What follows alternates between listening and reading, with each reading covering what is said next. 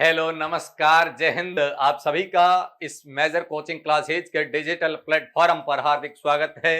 क्रांतिकारी इस्तकबाल है।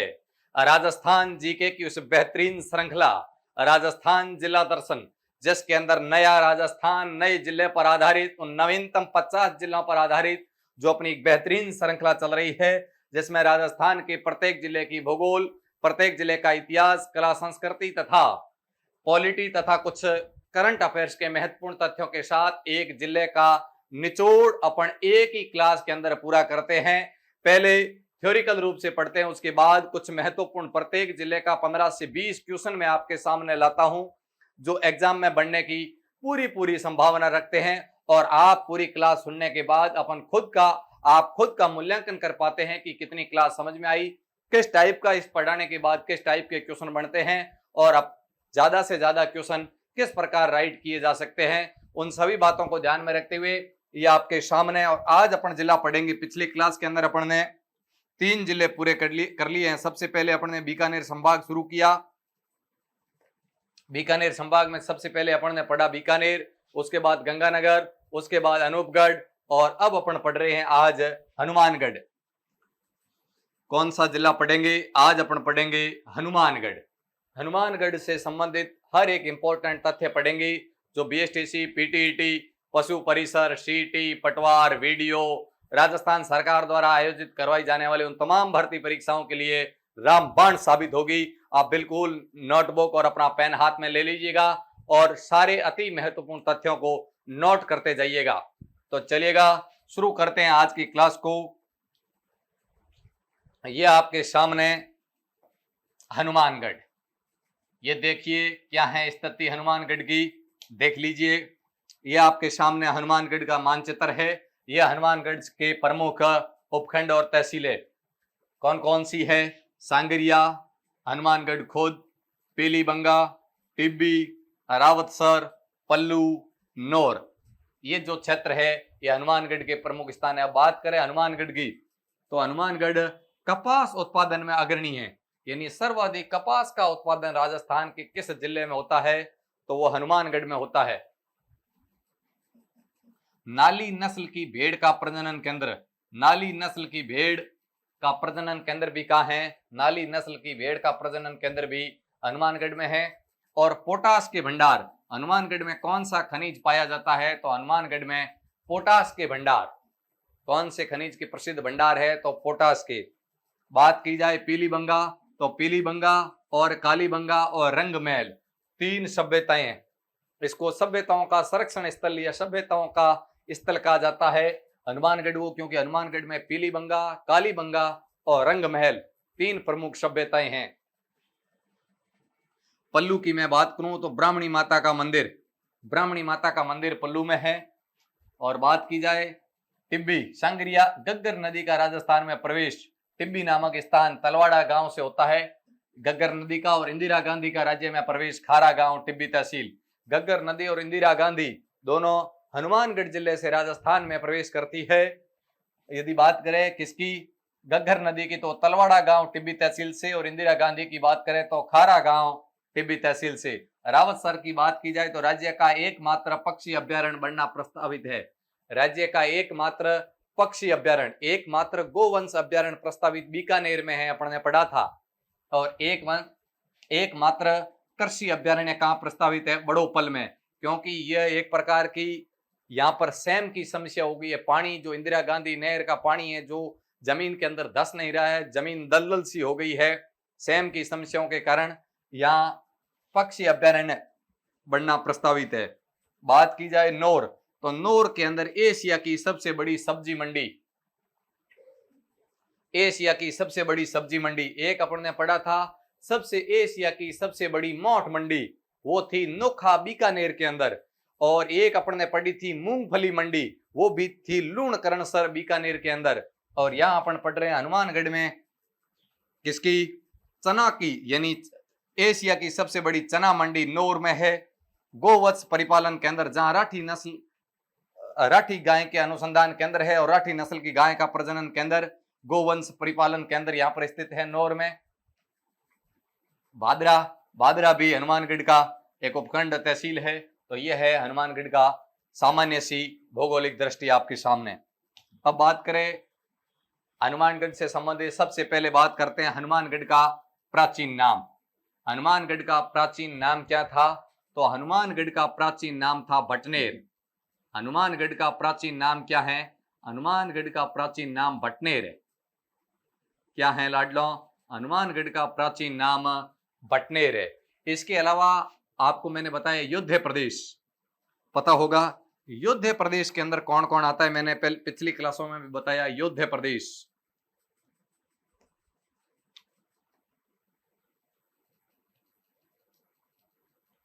युद्ध प्रदेश के अंदर राजस्थान के 3 जिले आते हैं युद्ध प्रदेश में। कौन कौन से? बात की जाए तो गंगानगर, गंगानगर से अलग हुआ अनूपगढ़, और आज अपन पढ़ रहे हनुमानगढ़। ये तीनों जिले युद्ध प्रदेश के अंदर आते हैं, गंगानगर, हनुमानगढ़ और अनूपगढ़। अब देखो अगली बात की जाए, हनुमानगढ़ को किन किन नामों से जाना जाता है, यानी हनुमानगढ़ को और किन किन नामों से जाना जाता है इसके बारे में। यानी हनुमानगढ़ को क्या कहा जाता है? हनुमानगढ़ को कहा जाता है सभ्यताओं का स्थल, सभ्यताओं का संरक्षण स्थल, या सभ्यताओं का पालन स्थल, या इसको कहते हैं धान का कटोरा।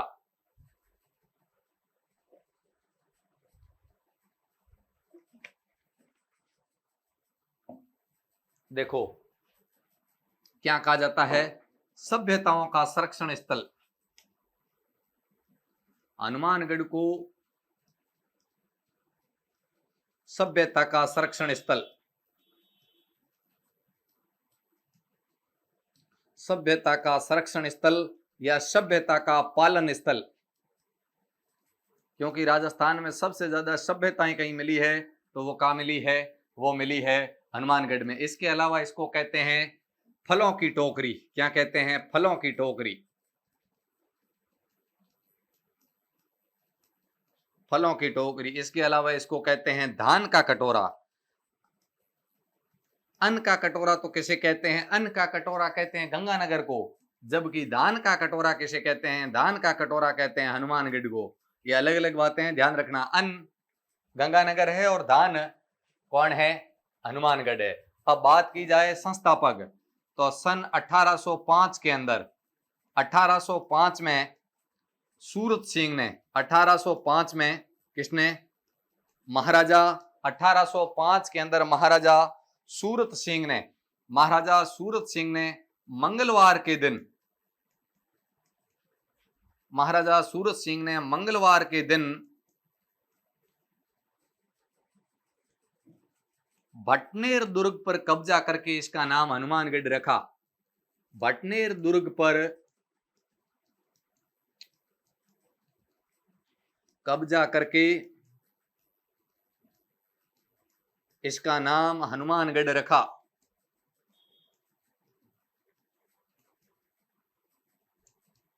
भटनेर दुर्ग पर कब्जा करके इसका नाम हनुमानगढ़ रखा। मंगलवार के दिन भटनेर दुर्ग के ऊपर कब्जा किया, इसलिए मंगलवार बजरंग बालाजी का दिन होता है, इसलिए इस भटनेर दुर्ग का नाम क्या रखा? भटनेर दुर्ग का नाम हनुमानगढ़ रखा। पहले इसको भटनेर कहते थे, लेकिन मंगलवार के दिन कब्जा करने के बाद इसको क्या कहा जाने लगा? हनुमानगढ़ कहा जाने लगा। नेक्स्ट बात की जाए, हनुमानगढ़ जिला जिले के रूप में अस्तित्व में कब आया? यानी या तो ऐतिहासिक दृष्टिकोण से बात कर ली जाए तो स्थापना के बारे में अपन ने पढ़ लिया कि महाराजा सूरत सिंह ने की, लेकिन हनुमानगढ़ जिला जिले के रूप में अस्तित्व में कब आया? तो हनुमानगढ़ जिला जिले के रूप में 12 जुलाई, जिले के रूप में यदि बात करें तो 12 जुलाई सन 1994 को गंगानगर से अलग हुआ। किससे अलग हुआ? गंगानगर से अलग। गंगानगर से अलग होकर 12 जुलाई सन 1994 को जिले के रूप में अस्तित्व में आया। शुभंकर क्या है? शुभंकर की बात की जाए तो छोटा किलकिला। क्या है? छोटा किलकिला। गंगानगर का शुभंकर क्या है? गंगानगर का शुभंकर है छोटा किलकिला। गंगानगर, ये हनुमानगढ़ किस संभाग के अंदर आता है? तो बीकानेर संभाग। बीकानेर संभाग के 4 जिले हैं, तो ये किस संभाग में आता है? तो बीकानेर संभाग में।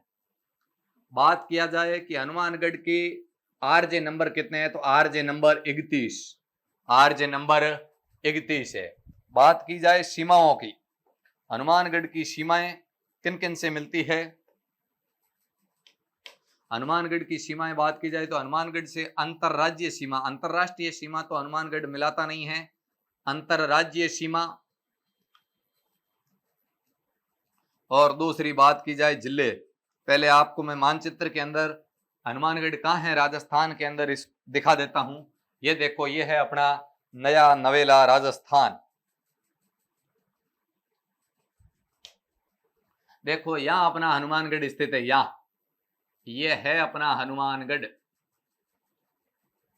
ये देखो सोफे के आकार का है, दिख रहा है आकार से, अंग्रेजी के एल आकार का या सोफे के आकार का। देखो जैसे सोफा पड़ा है, ये पीछे से यहां बैठने का जैसे सोफा रखा हुआ है, सोफे के आकार का जिला कहा जाता है किसको, हनुमानगढ़ को। तो हनुमानगढ़ से आप देखिए कौन कौन सा जिला सीमा बनाता है, चूरू, चूरू के अलावा बीकानेर, और बीकानेर के अलावा गंगानगर, 3 जिलों से सीमा बनती है। और हनुमानगढ़ की 2 राज्यों से हनुमानगढ़ सीमा बनाता है, पंजाब और हरियाणा, पंजाब और हरियाणा।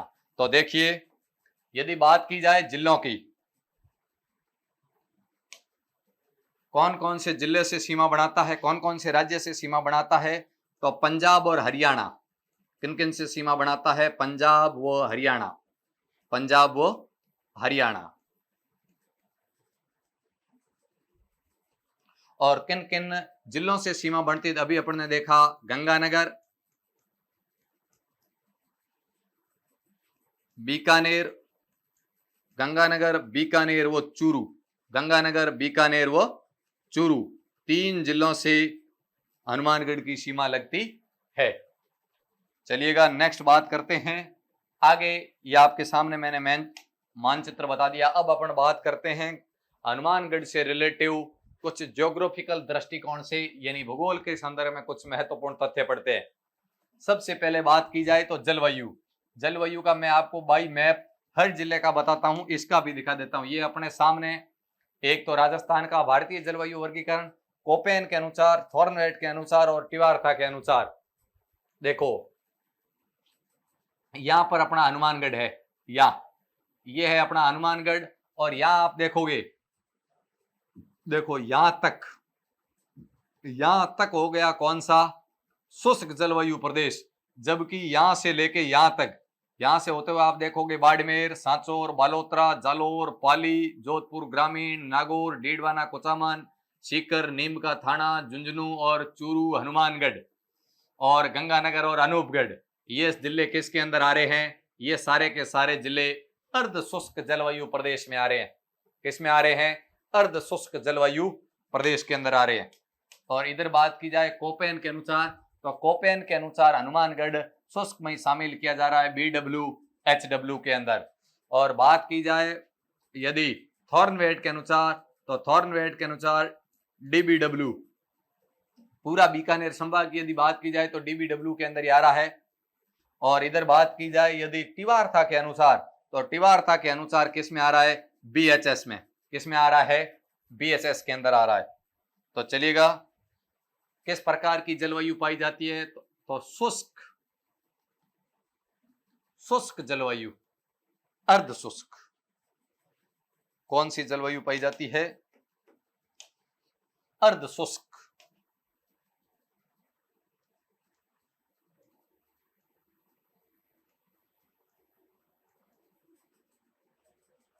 अर्ध शुष्क जलवायु।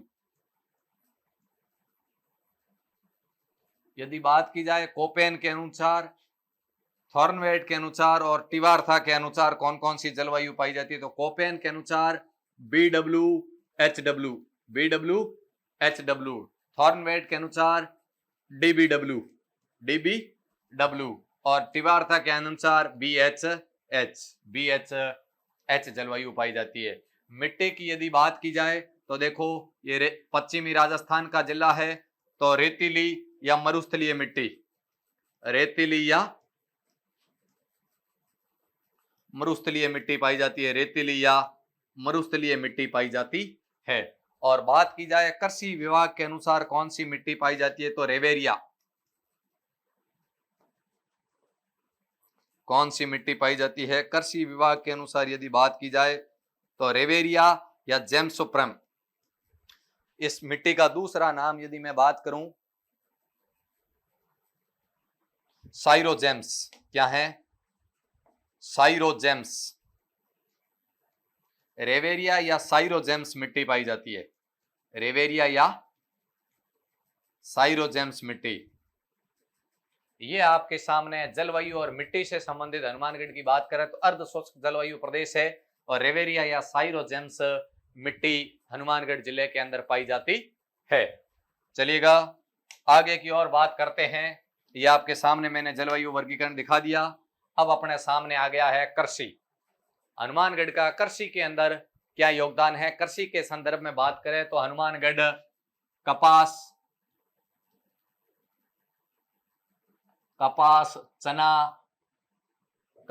चना और सरसों, कपास, चना और सरसों के उत्पादन में अग्रणी स्थान रखता है।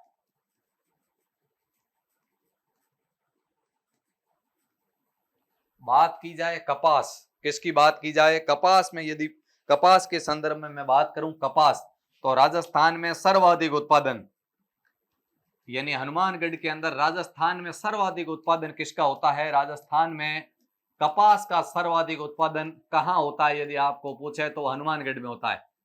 राजस्थान में सर्वाधिक उत्पादन। चना मंडी की मैं बात करूं तो नोर, चना मंडी कहां है? नोर। और नोर कहां है लाडलो? नोर हनुमानगढ़। क्योंकि अपन हनुमानगढ़ पढ़ रहे हैं तब हनुमानगढ़ के एक एक उपखंड की विशेषताएं पढ़ रहे हैं। नोर हनुमानगढ़। नोर हनुमानगढ़ के अंदर यदि बात की जाए तो एशिया की सबसे बड़ा चना मंडी है।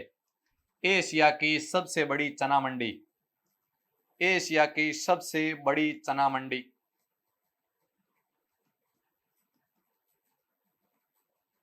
एशिया की सबसे बड़ी चना मंडी कहां स्थित है? तो वो नोर हनुमानगढ़ के अंदर है। गग्गर नदी, गग्गर नदी से बात की जाए तो गग्गर नदी का प्रवाह क्षेत्र तो हनुमानगढ़ में है, लेकिन राजस्थान में प्रवेश, गग्गर नदी का राजस्थान में प्रवेश कहां होता है? अभी अपन ने बात की थी गग्गर नदी का राजस्थान में प्रवेश तलवाड़ा गांव, टिब्बी तहसील, हनुमानगढ़ से होता है। कहां से होता है? तलवाड़ा, तलवाड़ा गांव से।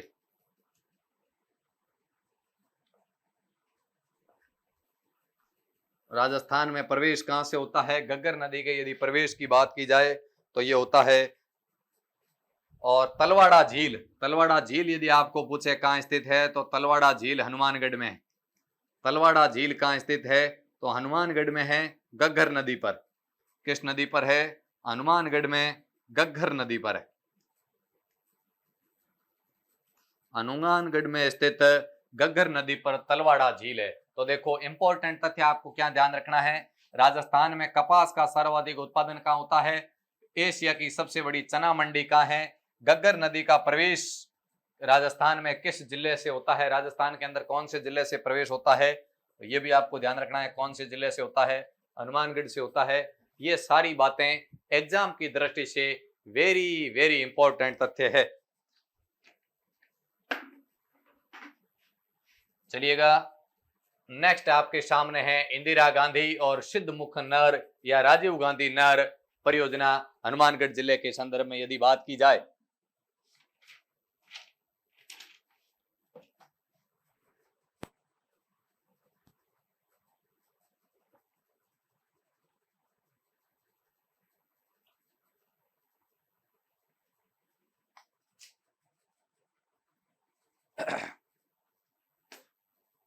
क्या बात है।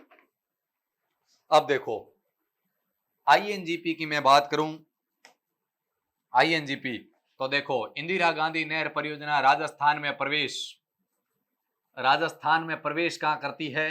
राजस्थान में प्रवेश हनुमानगढ़ से करती है। राजस्थान में प्रवेश कहां से करती है? राजस्थान में प्रवेश हनुमानगढ़ से करती है। हनुमानगढ़ के खारा गांव से, हनुमानगढ़ के खारा गांव से क्या करती है? राजस्थान के अंदर प्रवेश करती है। इसी के अलावा इंदिरा गांधी नहर की मैं बात करूं तो सर्वाधिक लाभ, इंदिरा गांधी नहर से सर्वाधिक लाभान्वित होने वाला जिला कौन सा है? सर्वाधिक लाभवंती जिला कौन सा है यदि आपको पूछे तो वो हनुमानगढ़ है। कौन सा है? हनुमानगढ़। बाकी इंदिरा गांधी नहर से रिलेटिव मैं आपके सामने एक अलग से क्लास लेकर आऊंगा, पूरा इंदिरा गांधी भारत के दृष्टिकोण में तथा राजस्थान का विशेष दृष्टिकोण देखते हुए इंदिरा गांधी पर एक आपके सामने मैं 10 से 15 मिनट का एक वीडियो लाऊंगा, जिसमें इंदिरा गांधी से रिलेटिव हर एक फैक्ट को पढ़ेंगे अलग से। गग्गर नदी मैंने आपको पूरी पढ़ा दी, गंग नहर आपको मैंने पूरी पढ़ा दी, लेकिन इंदिरा गांधी नहर से संबंधित मैं आपके सामने अलग से एक वीडियो लेकर आऊंगा, क्योंकि काफी बड़ा कॉन्स्टेंशन है, उसको पढ़ाऊंगा तो वो पूरा अलग पड़ जाएगा यहाँ। और सिद्धमुख नहर या राजीव गांधी नहर परियोजना, इसका भी राजस्थान में प्रवेश हनुमानगढ़ से होता है।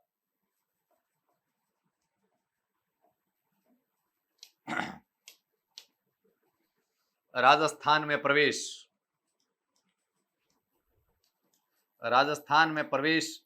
हनुमानगढ़ से होता है। पहली बात ये बात आ गई नहीं, यानी राजस्थान में प्रवेश कहां से होता है? तो राजस्थान में प्रवेश होता है भिरानी गांव। किस गांव से? भिरानी गांव से होता है। राजस्थान में प्रवेश यदि बात की जाए तो भिरानी गांव से होता है। कौन कौन से जिले लाभ लेते हैं, किन किन जिलों को लाभ मिलता है? तो हनुमानगढ़ व चूरू, यानी सिद्धमुख नहर वो या राजीव गांधी नहर परियोजना की मैं बात करूं तो कौन कौन से जिला लाभान्वित होते हैं? तो हनुमानगढ़ तथा चूरू। और इसकी जल प्राप्ति कहां से होती है? तो जल प्राप्ति की यदि बात की जाए तो सतलज व रावी का अतिरिक्त जल, सतलज व रावी का जब अतिरिक्त जल सिद्धमुख नहर के अंदर प्रवाहित कर दिया जाता है, जैसे राजस्थान के 2 जिलों को लाभ मिलता है, हनुमानगढ़ और चूरू। यदि मैं बात करूं किसकी? गग्गर नदी राजस्थान के 3 जिलों में बहती है, हनुमानगढ़, गंगानगर और अनूपगढ़। यदि मैं बात करूं इंदिरा गांधी नहर, हनुमानगढ़, इंदिरा गांधी नहर की यदि बात की जाए तो राजस्थान के अंदर ये हनुमानगढ़, गंगानगर, अनूपगढ़। और यदि बात की जाए गंग नहर, तो गंग नहर राजस्थान के अंदर गंगानगर और अनूपगढ़ 2 जिलों में प्रवाहित होती है। यदि बात की जाए सिद्धमुख नहर या राजीव गांधी नहर परियोजना, तो ये राजस्थान के 2 जिलों में होती है, हनुमानगढ़ और चूरू। नेक्स्ट बात की जाए गोवत्स परिपालन केंद्र कहां पर स्थित है? यदि बात की जाए गोवंश परिपालन केंद्र, तो यह है नोहर हनुमानगढ़। कहां स्थित है? नोहर हनुमानगढ़।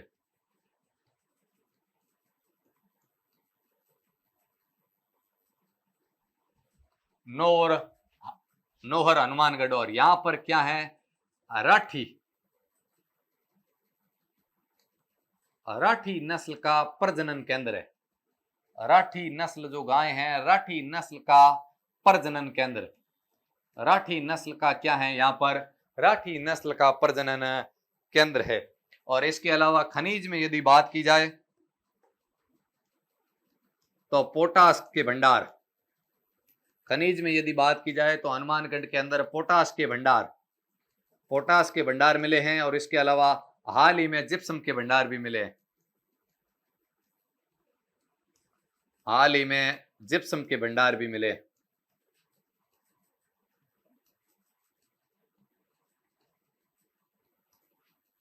पोटास का सर्वाधिक उत्पादन यदि बात की जाए तो हनुमानगढ़ में होता है, जो आपको मैंने शुरुआत के अंदर लिखाया था। और राठी का प्रजनन, राठी को राजस्थान की कामधेनु कहते हैं।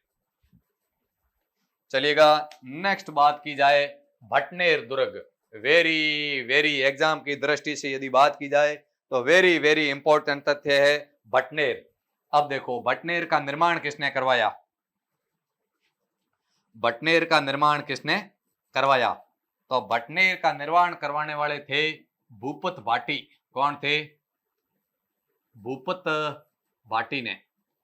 भटनेर दुर्ग का निर्माण किसने करवाया? तो भटनेर दुर्ग का निर्माण भूपत भाटी ने करवाया। शिल्पी कौन था? तो केके।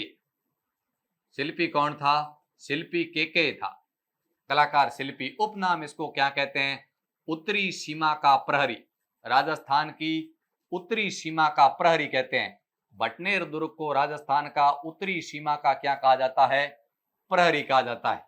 इसके अलावा यदि अन्य तथ्यों में यदि इसकी बात की जाए भटनेर से रिलेटिव और बात, तो देखो वेरी इंपॉर्टेंट है। राजस्थान राजस्थान का सबसे प्राचीन तथा सर्वाधिक विदेशी आक्रमण वाला दुर्ग, सर्वाधिक विदेशी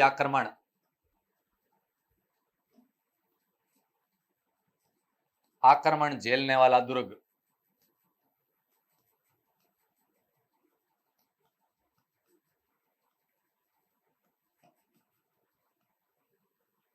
दूसरी बात की जाए, जो तैमूर आया था, जिसने अपनी जो आत्मकथा लिखी थी तुजू के तैमूरी, यानी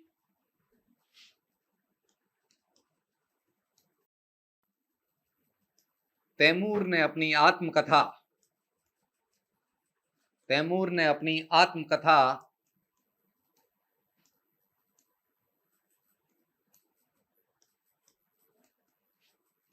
तुजू के तैमूरी में कहा, मैंने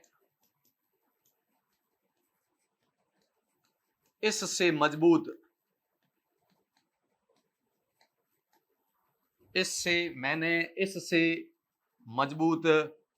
हिंदुस्तान में कोई दुर्ग नहीं देखा।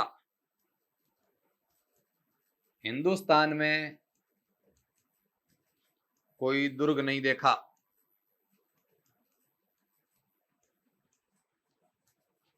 हिंदुस्तान में कोई दुर्ग नहीं देखा। और अगली बात की जाए इसके ऊपर, इस तैमूरलंग, इसका पूरा नाम यदि मैं बात करूं ना, तो ये जो तैमूर था इसका नाम तैमूर ने 1398 के अंदर, यानी तैमूर ने, वेरी वेरी इंपॉर्टेंट है, तैमूर ने 1398 में दूलचंद को पराजित कर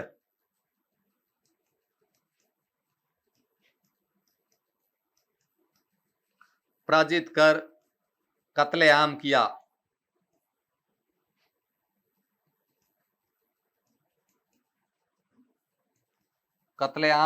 जो हिंदुस्तान का सबसे बड़ा कत्लेआम था,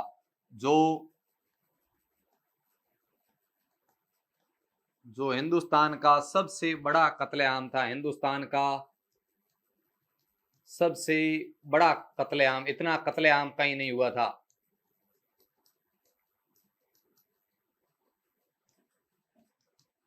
इसके अलावा यदि बात की जाए इस दुर्ग की विशेष तथ्य में, यहां जब तैमूर ने आक्रमण किया था, यहां इस दुर्ग की विशेषता है, यहां हिंदू महिलाओं के साथ मुस्लिम महिलाओं ने भी जोर किया था। हिंदू महिलाओं के साथ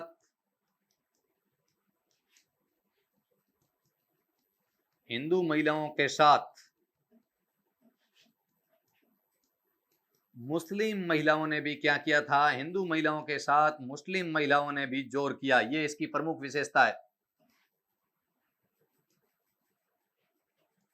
ने भी जोर किया था।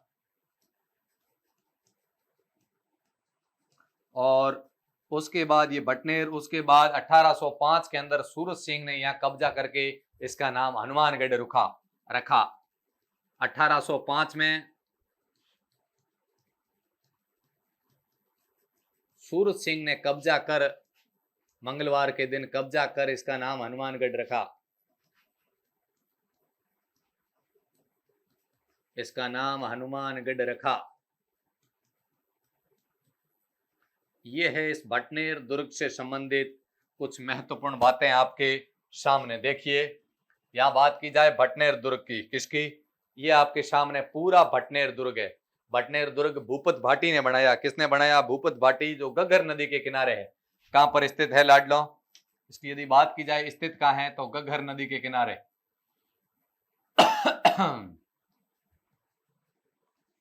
घग्गर नदी के किनारे स्थित है ये। इसके शिल्पी केकई था। इसको उत्तरी सीमा का प्रहरी कहते हैं और राज्य का सबसे प्राचीन दुर्ग है। सर्वाधिक विदेशी आक्रमण सहन करने वाला है। तैमूर ने कहा हिंदुस्तान में से मजबूत कोई दुर्ग नहीं है। हिंदुस्तान का सबसे बड़ा कत्लेआम यहां हुआ। हिंदू महिलाओं के साथ मुस्लिम महिलाओं ने जोर यहां किया। और इसी के अलावा यदि बात की जाए तो सूरत सिंह ने इसका 1805 में कब्जा करके इसका नाम हनुमानगढ़ रुखा। ये सारी बातें भटने दुर्ग से वेरी वेरी इंपॉर्टेंट है। तो आप सभी स्क्रीनशॉट ले लीजिएगा इसका।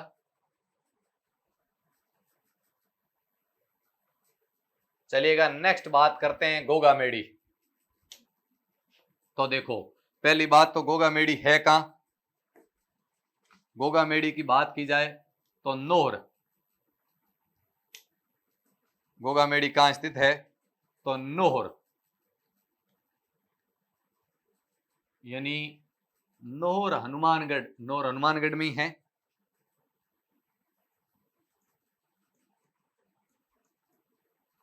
नोहर हनुमानगढ़ में स्थित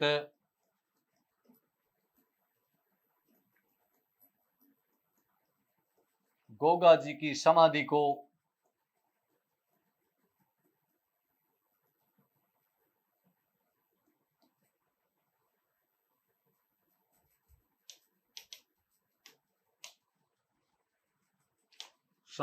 क्या कहते हैं, धुरमेड़ी। क्या कहते हैं, गोगा मेड़ी के अंदर ये धुरमेड़ी को धुरमेड़ी कहा जाता है।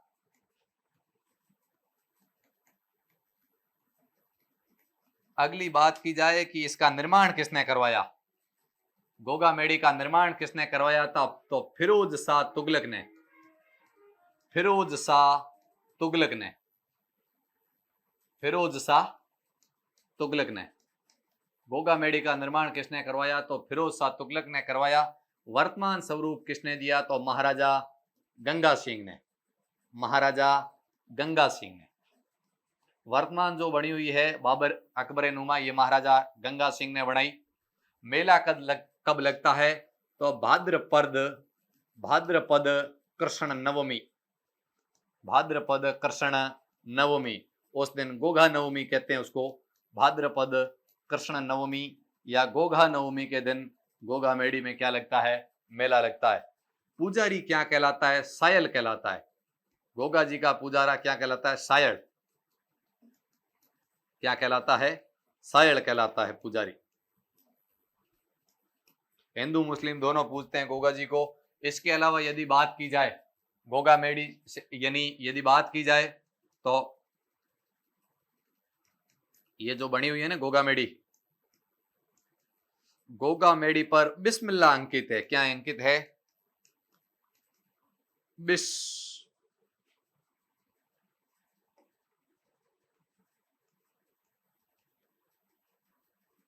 बिस्मिल्लाह अंकित है, बिस्मिल्लाह शब्द अंकित है। गोगा मेड़ी के ऊपर बिस्मिल्लाह शब्द अंकित है और इसकी बनावट मकबरे नुमा है। इसकी बनावट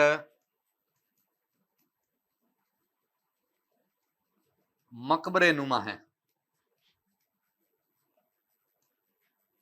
इसकी बनावट कैसी है, इसकी बनावट मकबरे नुमा है। ये बात हो गई अपने किससे संबंधित, ये बात हो गई अपने गोगा मेड़ी से संबंधित। एग्जाम की दृष्टि से यदि बात की जाए तो हर एक तथ्य वेरी वेरी इंपॉर्टेंट है। कहाँ स्थित है, क्या कहा जाता है, किसने बनाई, वर्तमान स्वरूप कैसा है, किसने बनाया, मेला कब लगता है, पुजारी किसे कहते हैं और इसकी और क्या विशेषताएं हैं, सारी एग्जाम की दृष्टि से वेरी वेरी इंपॉर्टेंट है। चलिएगा नेक्स्ट बात करते हैं कालीबंगा सभ्यता।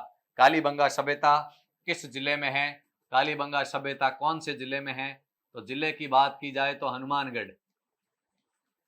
ये तो पता ही है आपको।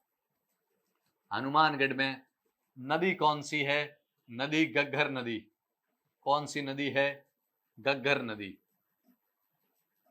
खोज किसने की, तो सन 1952-53 के अंदर अमलानंद घोष ने। किसने की, अमलानंद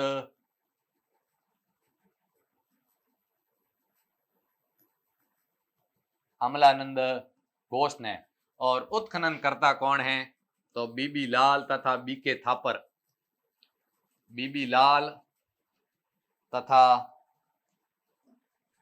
बीके थापर, बीबी लाल तथा बीके थापर, यह है उत्खनन करता। ये इंपॉर्टेंट तथ्य, कब खोज किसने की, कब की और किसने की, कौन उत्खनन करता है, कहाँ स्थित है और कौन सी नदी के किनारे है।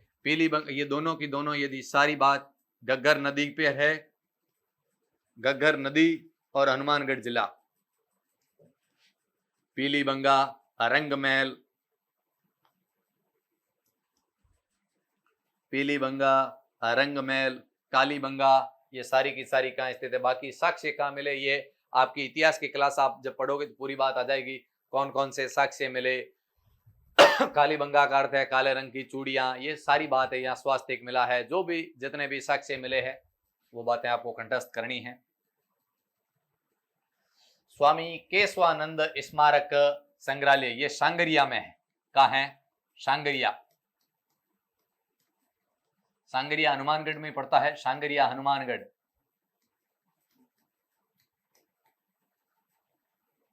लेकिन वर्तमान में इसका नाम परिवर्तित किया गया है। वर्तमान में इसका नाम क्या है? वर्तमान नाम,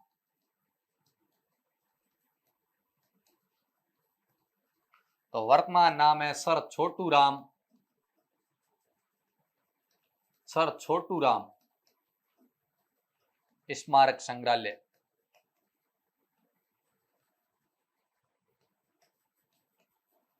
सर छोटू राम स्मारक संग्रहालय रखा गया है। गंगानगर सहकारी सूती वस्त्र मिल, देखो नाम तो गंगानगर है लेकिन स्थित हनुमानगढ़ में है। ये वेरी इंपॉर्टेंट बात हुई ना, यही तो है कंफ्यूजिंग पॉइंट। गंगानगर सहकारी सूती वस्त्र मिल किस जिले के अंदर स्थित है?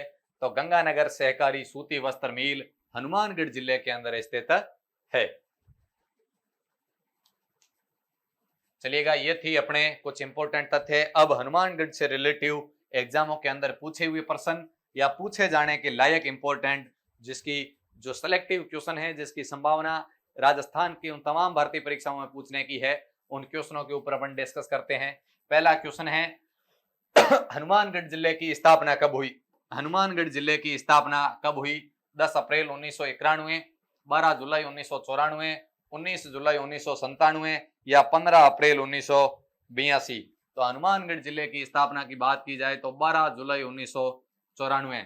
जब मैंने पहली क्लास पढ़ाई है सामान्य परिचय, उसके अंदर आपके सामने प्रत्येक जिला कब, यानी जब 1 नवंबर 1956 को जब राजस्थान का पुनर्गठन हुआ था, उस समय 25 जिले थे और 1 नवंबर 1956 को 26वां जिला अजमेर बना था।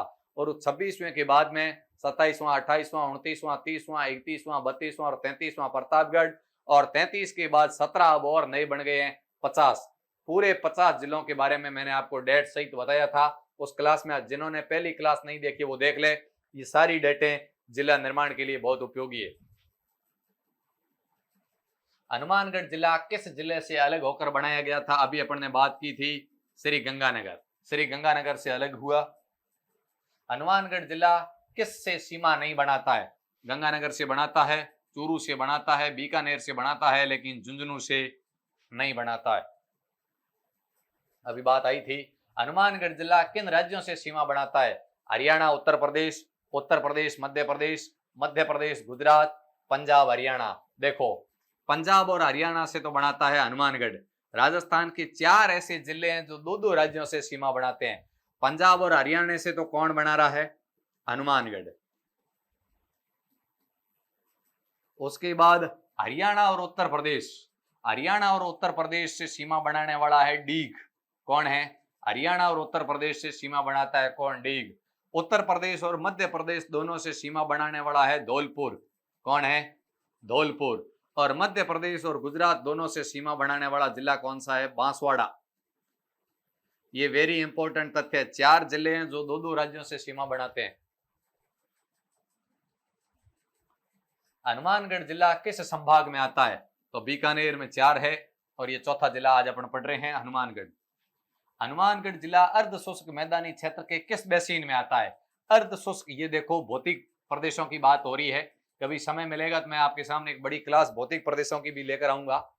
तो भौतिक प्रदेश नागौर उच्च भूमि, गोडवाड़ा प्रदेश, शेखावटी प्रदेश या घग्गर बेसिन।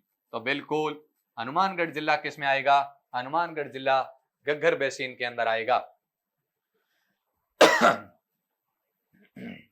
हनुमानगढ़ जिले में किस प्रकार की जलवायु पाई जाती है? अर्ध शुष्क, उष्ण कटिबंधीय, शुष्क उष्ण मरुस्थलीय या शुष्क शीत जलवायु। तो गंगानगर में अभी अपन, हनुमानगढ़ में अभी अपन ने बात की किस प्रकार की जलवायु पाई जाती है? तो अर्ध शुष्क जलवायु। हनुमानगढ़ जिला टिवारथा, हनुमानगढ़ जिला टिवारथा के किस जलवायु वर्गीकरण में आता है? CAW, BWHW, BHH, AW। तो हनुमानगढ़ जिला टिवारथा के अनुसार BSH में आता है। सारी बातें अपने आगे हो रखी है।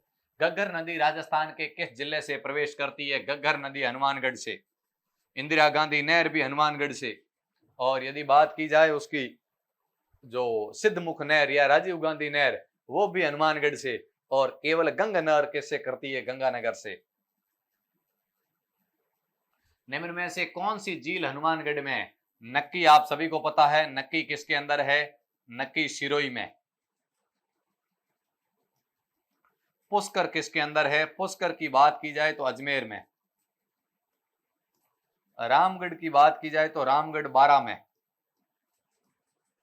और तलवाड़ा झील हनुमानगढ़ के अंदर स्थित झील कौन सी है? तो वो है तलवाड़ा झील। निम्न में से कौन सत्य कथन बताइए, निम्न में से सत्य कथन बताइए।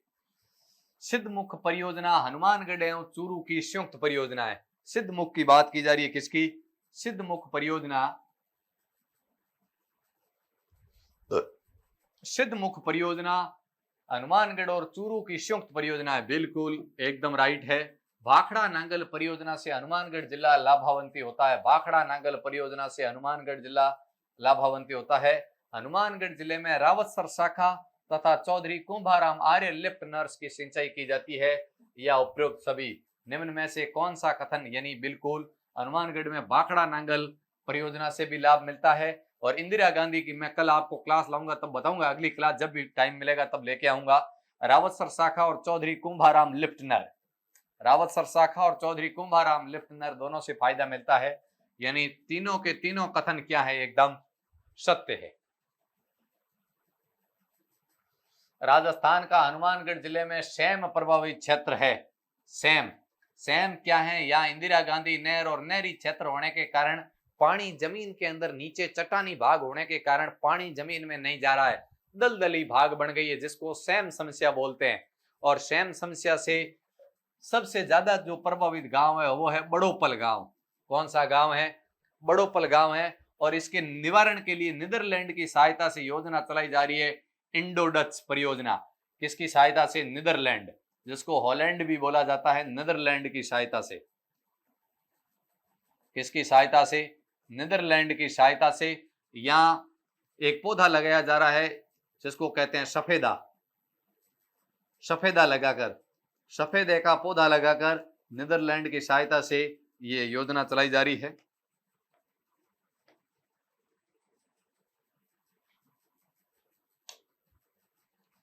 गाय की राठी नस्ल का प्रजनन केंद्र? टिब्बी हनुमानगढ़, पीलीबंगा हनुमानगढ़, सांगरिया हनुमानगढ़ या नौर हनुमानगढ़? अभी अपन ने बात की थी, कहां पर स्थित है? नौर हनुमानगढ़ के अंदर स्थित है। नेक्स्ट है, हनुमानगढ़ जिले में किस सभ्यता के प्राचीन अवशेष मिले? हनुमानगढ़ जिले के अंदर कौन सी सभ्यता मिली है? पीलीबंगा, कालीबंगा, रंगबेल या उपरोक्त सभी? बिल्कुल तीनों की अपने सामने अभी बात आई थी। तीनों की तीनों सभ्यताएं कहाँ हैं? तीनों की तीनों सभ्यताएं हनुमानगढ़ में है। लोक देवता गोगा जी की धुरमेड़ी या समाधि कहां, किस जिले के अंदर स्थित है? धुरमेड़ी या धुरमेड़ी कहां है? धुरमेड़ी की यदि बात की जाए, गोगा मेड़ी कहां है? हनुमानगढ़ में। चूरू में क्या है? जन्म स्थान। गोगा जी का जन्म स्थान कहां है? ददरेवा चूरू। कहां है? ददरेवा, ददरेवा चूरू। जन्म स्थान ददरेवा चूरू है, जिसको शीर्ष मेड़ी बोलते हैं। जन्म स्थान को क्या बोलते हैं? शीर्ष मेड़ी। तो शीर्ष मेड़ी तो ददरेवा चूरू में है, जबकि जो धुरमेड़ी समाधि स्थान है वो कहां है? हनुमानगढ़ में। हनुमानगढ़ में भटनेर दुर्ग का निर्माण किस शासक ने करवाया? हरहर भाटी, मूलराज प्रथम, भूपत भाटी या मूलराज द्वितीय? भाटी थारो नाम कीजिए, यानी भूपत भाटी। निम्न में से कौन सा संस्थान हनुमानगढ़ जिले में स्थित है? निम्न में से कौन सा संस्थान हनुमानगढ़ जिले के अंदर स्थित है? स्वामी केशवानंद स्मारक संग्रहालय, राजस्थान पंजाबी भाषा अकादमी या नगर श्री लोक संस्कृत शोध संस्थान या माध्यमिक शिक्षा बोर्ड का मुख्यालय, माध्यमिक शिक्षा बोर्ड का मुख्यालय अजमेर में है, लोक संस्कृति उदयपुर में है, राजस्थान पंजाबी भाषा अकादमी गंगानगर में है, जबकि स्वामी केशवानंद स्मारक या जिसको सर छोटू राम स्मारक कहा जाता है, ये कहाँ स्थित है? ये हनुमानगढ़ जिले के अंदर स्थित है। नेक्स्ट और आज की क्लास का अंतिम क्वेश्चन, हनुमानगढ़ जिला निम्न में से किस हस्तकला के लिए प्रसिद्ध है? निम्न में से किस हस्तकला के लिए हनुमानगढ़ प्रसिद्ध है? अगरबत्ती के कारखाने, चंदन की मूर्तियों के कारखाने, खेलों का सामान या सूती खेसला।